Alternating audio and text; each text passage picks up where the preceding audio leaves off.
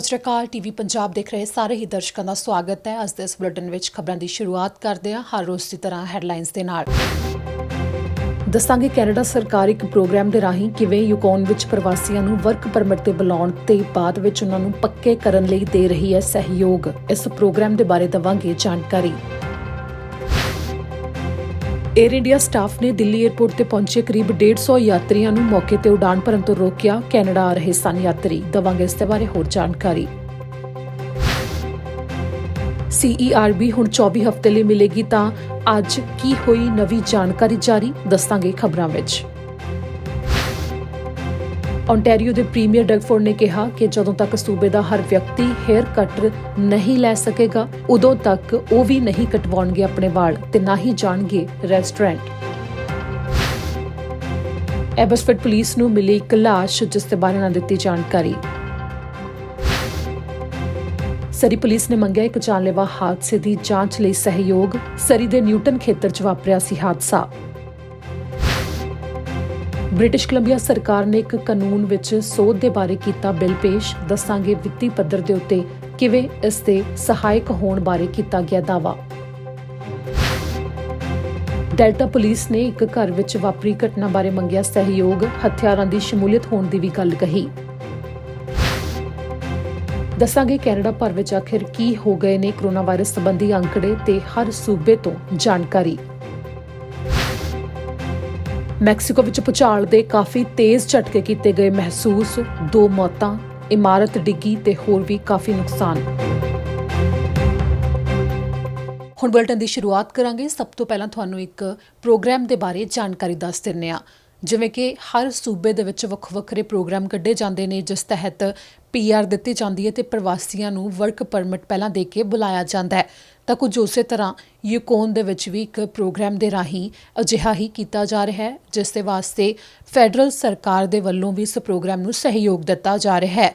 ਵੱਖਰੇ ਸੂਬਿਆਂ ਦੇ ਵਿੱਚ ਤੇ ਖਾਸ ਤੌਰ ਦੇ ਉੱਤੇ ਜੋ RINP ਪ੍ਰੋਗਰਾਮ ਵੀ ਕੱਢਿਆ ਗਿਆ ਉਸ ਤਹਿਤ ਵੀ ਵੱਖਰੀਆਂ ਥਾਵਾਂ ਦੇ ਉੱਤੇ ਕਾਮਿਆਂ ਦੀ ਲੋੜ ਨੂੰ ਦੇਖਦੇ ਹੋਏ ਇਹਨਾਂ ਪ੍ਰੋਗਰਾਮਸ ਦੇ ਤਹਿਤ ਪ੍ਰਵਾਸੀਆਂ ਨੂੰ ਬੁਲਾਇਆ ਜਾ ਰਿਹਾ ਹੈ।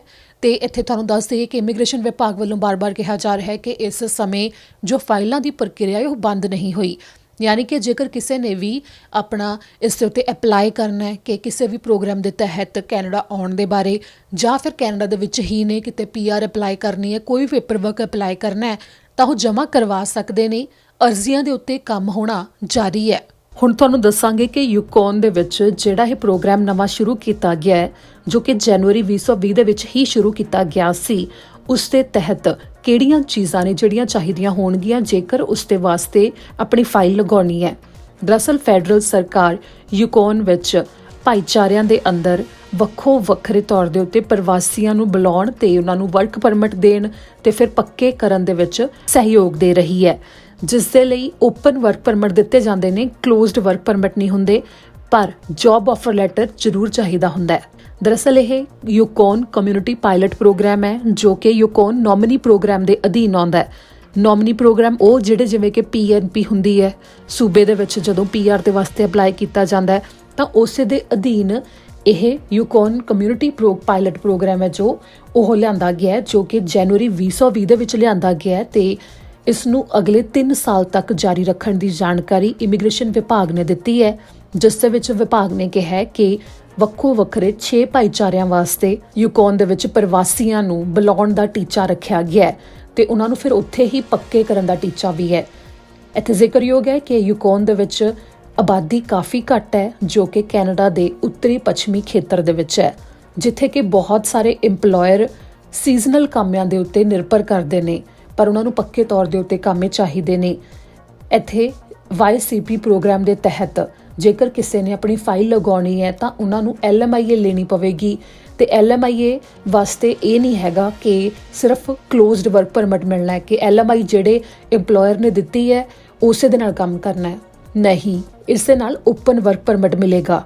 ਯਾਨੀ ਕਿ ਕਿੰਨੇ ਵੀ ਕੰਮ ਇਸ ਦੇ ਵਿੱਚ ਕੀਤੇ ਜਾ ਸਕਦੇ ਨੇ ਤੇ ਕਿਸੇ ਵੀ ਇੰਪਲੋਇਰ ਦੇ ਨਾਲ ਕੀਤਾ ਜਾ ਸਕਦਾ ਹੈ। ਤੇ ਦੂਜੀ ਗੱਲ ਇਹ ਹੈ ਕਿ ਓਪਨ ਵਰਕ ਪਰਮਿਟ ਇਸ ਦੇ ਨਾਲ ਮਿਲ ਜਾਂਦਾ ਹੈ ਅਰਜ਼ੀਆਂ ਲਾਉਣ ਤੋਂ ਬਾਅਦ ਤੇ ਉਹਨਾਂ ਦੇ ਕੋਲ ਵੈਲਿਡ ਨੋਮੀਨੇਸ਼ਨ ਹੋਣੀ ਚਾਹੀਦੀ ਹੈ PR ਦੇ ਵਾਸਤੇ ਜੋ ਯੂਕੋਨ ਦੇ ਵੱਲੋਂ ਦਿੱਤੀ ਜਾਂਦੀ ਹੈ, ਜਿਨ੍ਹਾਂ ਕੋਲ 2 ਤੋਂ 3 ਜੌਬ ਆਫਰ ਲੈਟਰ ਹੋਣੇ ਚਾਹੀਦੇ ਨੇ।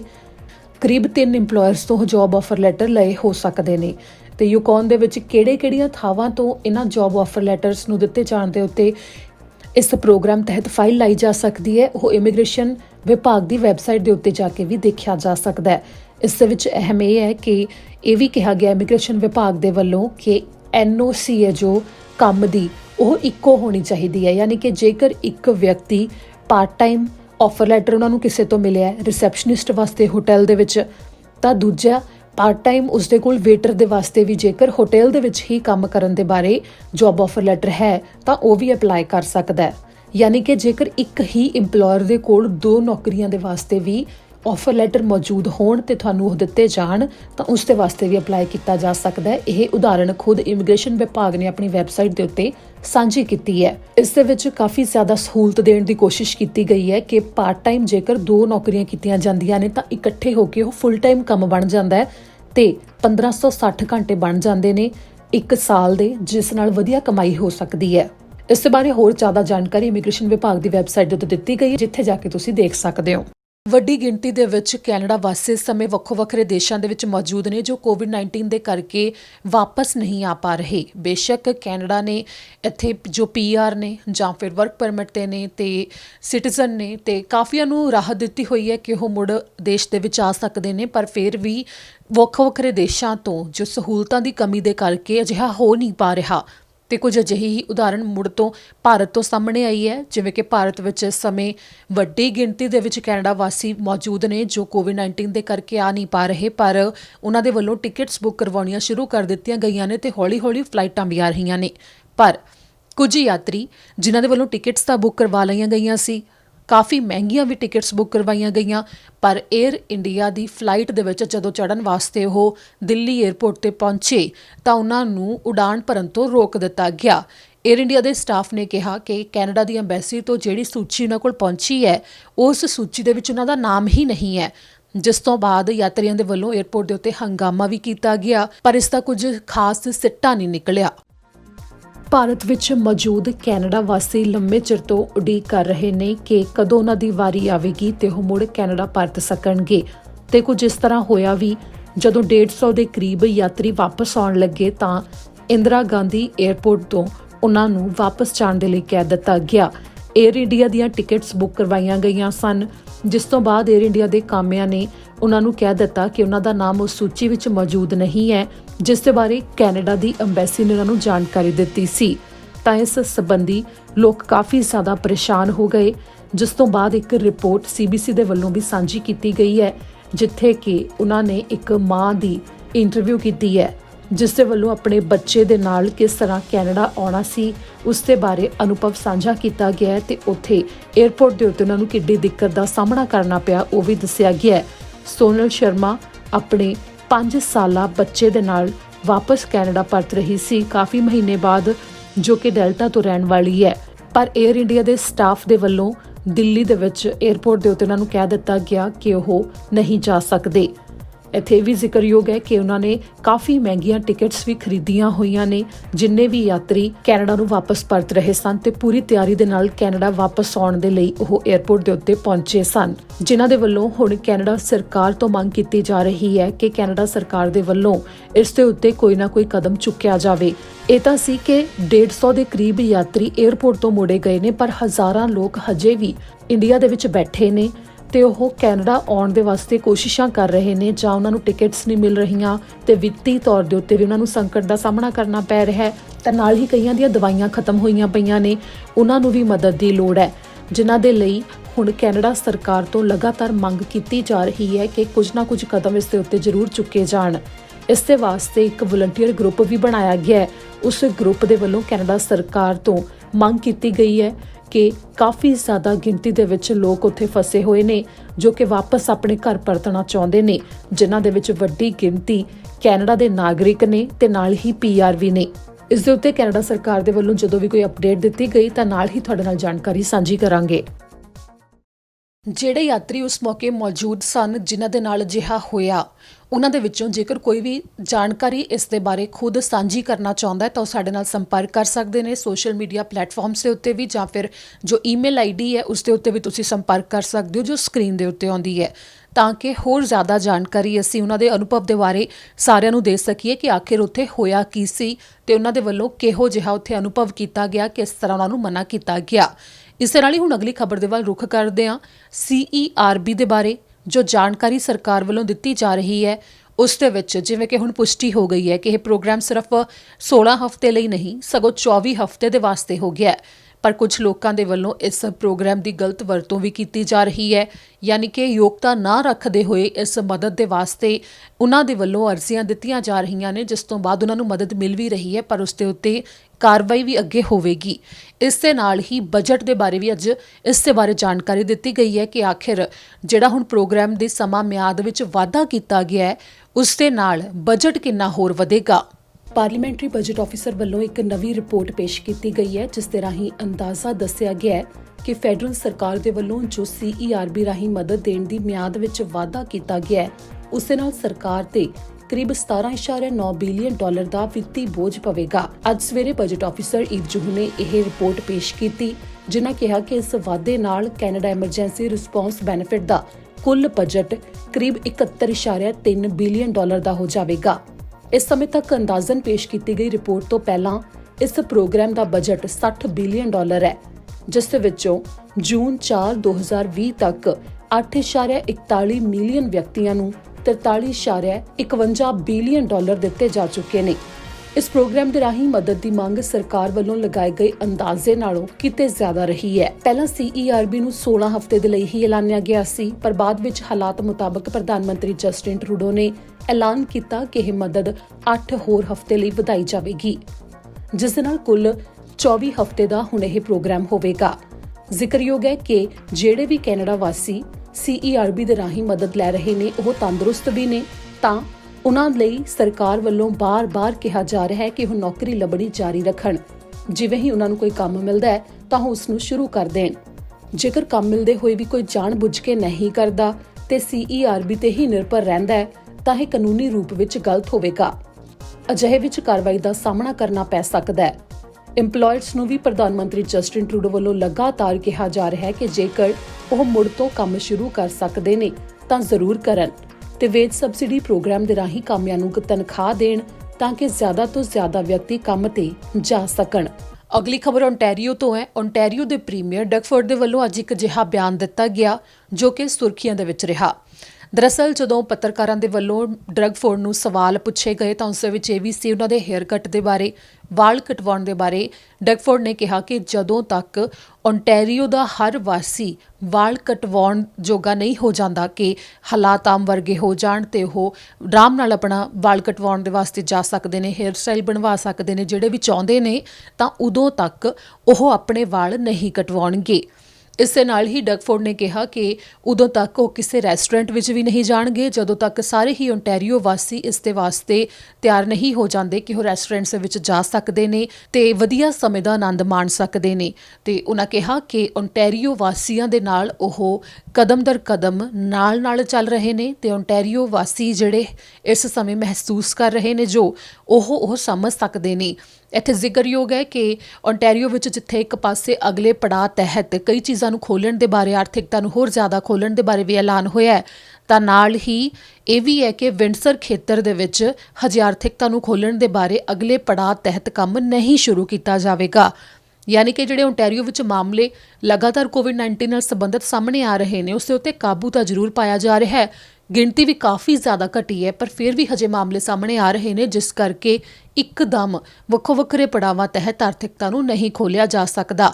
ਤੇ ਇਸੇ ਦੇ ਉੱਤੇ ਜੋ ਜਾਣਕਾਰੀ ਹੈ ਉਹ ਪ੍ਰੀਮੀਅਰ ਡਗਫੋਰਡ ਦੇ ਵੱਲੋਂ ਹਰ ਰੋਜ਼ ਸਾਂਝੀ ਕੀਤੀ ਜਾਂਦੀ ਹੈ, ਜੋ ਅੱਜ ਵੀ ਕੀਤੀ ਗਈ ਤੇ ਇਸੇ ਦੌਰਾਨ ਉਹਨਾਂ ਨੇ ਇਹ ਬਿਆਨ ਦਿੱਤਾ। Well, everyone's asking me about this haircut and I'm not going to get a haircut until everyone in the province can. I'm standing beside the people of Windsor, Essex. It's not fair that they can't get a haircut and I can go and get one.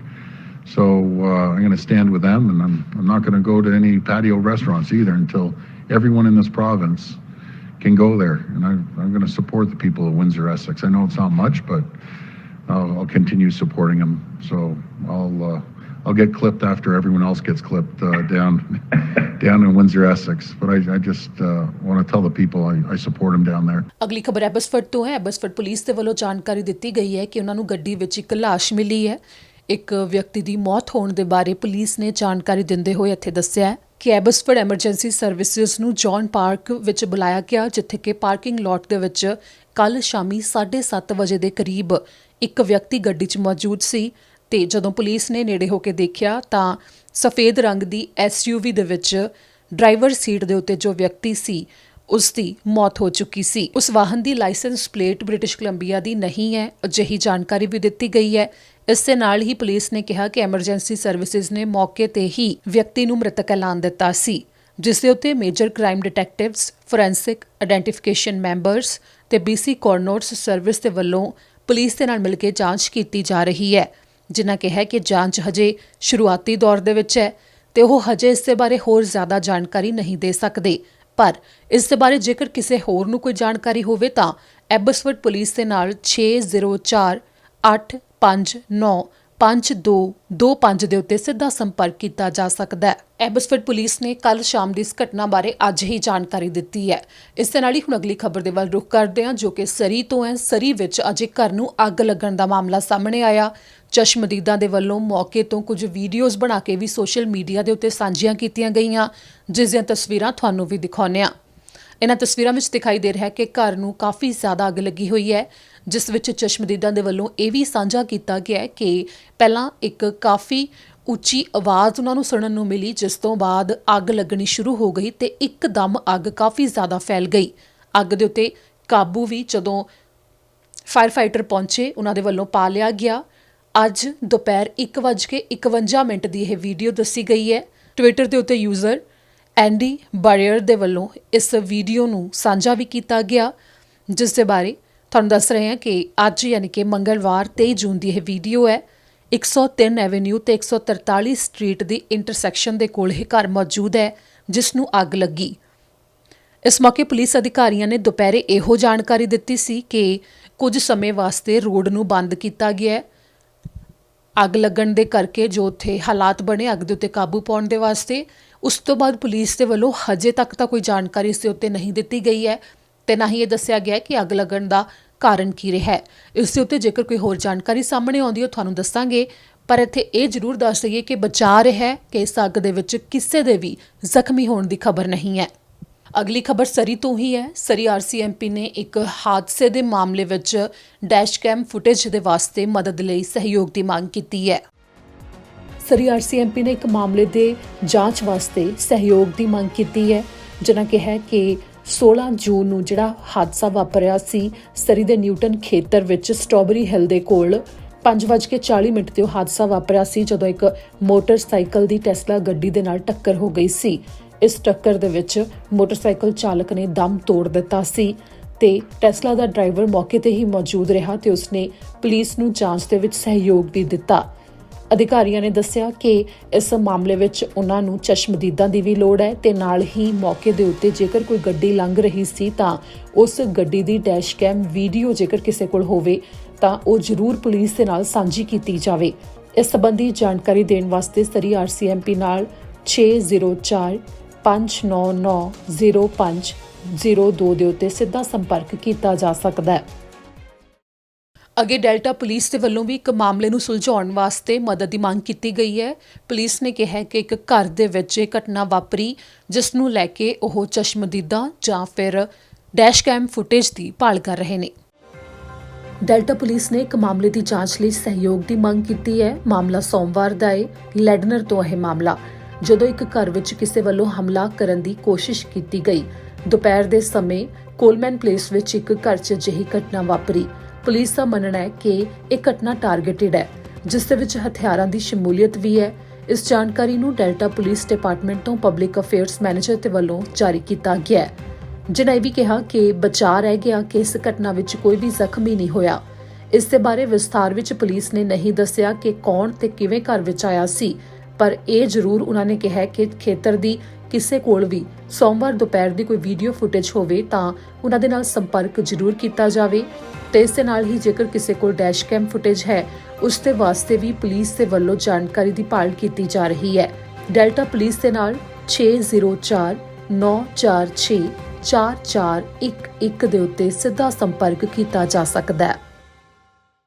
ਹੁਣ ਤੁਹਾਨੂੰ ਦਿਖਾਉਂਦੇ ਕਿ Canada ਭਰ ਵਿੱਚ corona virus ਦੇ ਕੀ ਅੰਕੜੇ ਹੋ ਚੁੱਕੇ ਨੇ ਤੇ ਹਰ ਸੂਬੇ ਤੋਂ ਐਕਟਿਵ ਕੇਸ ਜੋ ਹੁਣ ਤੱਕ ਦੇ ਸਾਹਮਣੇ ਆਏ ਨੇ ਉਸ ਦੇ ਬਾਰੇ ਜਾਣਕਾਰੀ ਦਿੰਦੇ ਆ। ਕੈਨੇਡਾ ਭਰ ਵਿੱਚ ਕਰੀਬ 1,19,63 ਕੋਰੋਨਾ ਵਾਇਰਸ ਦੇ ਮਾਮਲੇ ਹੋ ਚੁੱਕੇ ਨੇ, ਜਿਨ੍ਹਾਂ ਵਿੱਚੋਂ 64,704 ਠੀਕ ਵੀ ਹੋ ਚੁੱਕੇ ਨੇ ਤੇ 8454 ਮੌਤਾਂ ਹੋ ਚੁੱਕੀਆਂ ਨੇ। ਐਲਬਰਟਾ ਤੋਂ ਐਕਟਿਵ ਕੇਸ 532 ਹੋਣ ਦੀ ਜਾਣਕਾਰੀ ਸਾਹਮਣੇ ਆਈ ਹੈ ਤੇ 153 ਮੌਤਾਂ ਹੋਈਆਂ ਨੇ। ਬ੍ਰਿਟਿਸ਼ ਕੋਲੰਬੀਆ ਤੋਂ 174 ਕੇਸ ਐਕਟਿਵ ਹੋਣ ਦੀ ਜਾਣਕਾਰੀ ਸਾਹਮਣੇ ਆਈ ਹੈ, ਜਿੱਥੇ ਤਾਜ਼ਾ ਮੌਤ ਦਾ ਮਾਮਲਾ ਵੀ ਸਾਹਮਣੇ ਆਇਆ ਹੈ ਤੇ ਮੌਤਾਂ ਦੀ ਗਿਣਤੀ 170 ਹੋ ਗਈ ਹੈ। ਮੈਨੀਟੋਬਾ ਵਿੱਚ ਐਕਟਿਵ ਕੇਸ 14 ਦੱਸੇ ਗਏ ਨੇ ਕਰੀਬ ਤੇ 7 ਮੌਤਾਂ ਉੱਥੇ ਹੁਣ ਤੱਕ ਹੋਈਆਂ ਨੇ। ਨਿਊ ਬ੍ਰੰਸਵਿਕ ਦੇ ਵਿੱਚ 20 ਐਕਟਿਵ ਕੇਸ ਦੱਸੇ ਗਏ ਨੇ ਤੇ 2 ਮੌਤਾਂ ਹੋਈਆਂ ਨੇ। ਨਿਊ ਫਾਊਂਡਲੈਂਡ ਵਿੱਚ ਇੱਕ ਵੀ ਐਕਟਿਵ ਕੇਸ ਇਸ ਸਮੇਂ ਨਹੀਂ ਹੈ, ਪਰ ਉੱਥੇ ਹੁਣ ਤੱਕ ਕੋਵਿਡ-19 ਕਰਕੇ 3 ਮੌਤਾਂ ਜ਼ਰੂਰ ਹੋਈਆਂ ਨੇ। ਨੋਵਾ ਸਕੋਸ਼ੀਆ ਦੇ ਵਿੱਚ ਵੀ ਇੱਕ ਵੀ ਐਕਟਿਵ ਕੇਸ ਇਸ ਸਮੇਂ ਨਹੀਂ ਦੱਸਿਆ ਗਿਆ ਹੈ, ਪਰ ਉੱਥੇ 63 ਮੌਤਾਂ ਹੋਈਆਂ ਨੇ। ਓਨਟਾਰੀਓ ਦੇ ਵਿੱਚ 2082 ਦੇ ਕਰੀਬ ਐਕਟਿਵ ਕੇਸ ਦੱਸੇ ਗਏ ਨੇ ਤੇ 2664 ਮੌਤਾਂ ਹੋਈਆਂ ਨੇ। ਪ੍ਰਿੰਸ ਐਡਵਰਡ ਆਈਲੈਂਡ ਦੇ ਉੱਤੇ ਇੱਕ ਵੀ ਐਕਟਿਵ ਕੇਸ ਨਹੀਂ ਹੈ। ਕਿਊਬੈਕ ਦੇ ਵਿੱਚ 25,840 ਦੇ ਕਰੀਬ ਐਕਟਿਵ ਕੇਸ ਦੱਸੇ ਗਏ ਨੇ ਤੇ 5424 ਦੇ ਕਰੀਬ ਮੌਤਾਂ ਹੋਈਆਂ ਨੇ।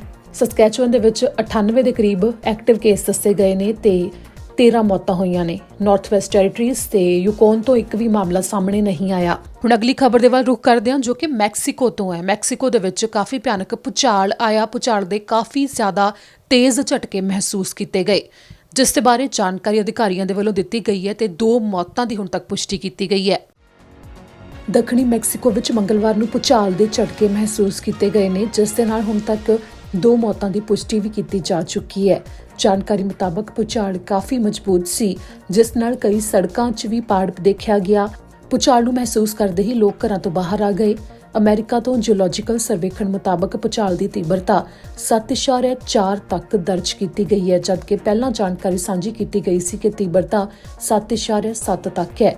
ਮੈਕਸੀਕੋ ਦੇ ਰਾਸ਼ਟਰਪਤੀ ਨੇ ਜਾਣਕਾਰੀ ਦਿੰਦੇ ਹੋਏ ਦੱਸਿਆ ਕਿ ਇੱਕ ਇਮਾਰਤ ਡਿੱਗਣ ਕਰਕੇ ਜਾਨੀ ਨੁਕਸਾਨ ਹੋਇਆ ਹੈ ਤੇ ਬਾਕੀ ਥਾਵਾਂ ਤੇ ਜ਼ਿਆਦਾ ਨੁਕਸਾਨ ਨਹੀਂ ਹੋਇਆ। ਜਦੋਂ ਤੱਕ ਰਾਸ਼ਟਰਪਤੀ ਨੇ ਬਿਆਨ ਜਾਰੀ ਕੀਤਾ, ਉਦੋਂ ਤੱਕ ਇੱਕ ਮੌਤ ਦੀ ਪੁਸ਼ਟੀ ਹੀ ਹੋਈ ਸੀ, ਪਰ ਇਸ ਸਮੇਂ ਸਥਾਨਕ ਮੀਡੀਆ ਰਿਪੋਰਟਸ ਮੁਤਾਬਕ 2 ਮੌਤਾਂ ਹੋ ਚੁੱਕੀਆਂ ਨੇ।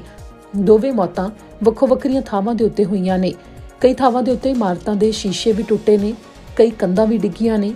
ਇੱਕ ਤੇਲ ਕੰਪਨੀ ਪੈਮੈਕਸ ਨੇ ਜਾਣਕਾਰੀ ਦਿੱਤੀ ਹੈ ਕਿ ਭੂਚਾਲ ਕਰਕੇ ਉਹਨਾਂ ਦੀ ਇੱਕ ਰਿਫਾਈਨਰੀ ਨੂੰ ਵੀ ਅੱਗ ਲੱਗ ਗਈ, ਜੋ ਕਿ Pacific coast city of Salina Cruz ਵਿੱਚ ਹੈ।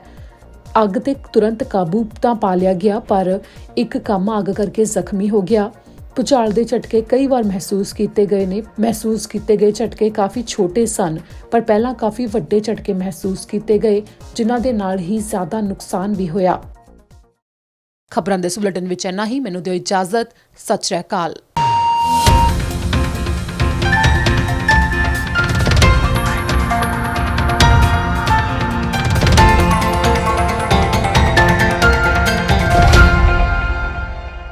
ਸਤਿ ਸ਼੍ਰੀ ਅਕਾਲ ਜੀ, ਮੈਂ ਨਿਰਮਲ ਮਾਨ ਪੂਰਾ ਟੈਕਸਟਾਈਲ ਤੋਂ। ਇਹ ਤੁਸੀਂ ਵੀਡੀਓ ਦੇਖ ਰਹੇ ਸੀ ਟੀਵੀ ਪੰਜਾਬ ਦੇ ਉੱਤੇ।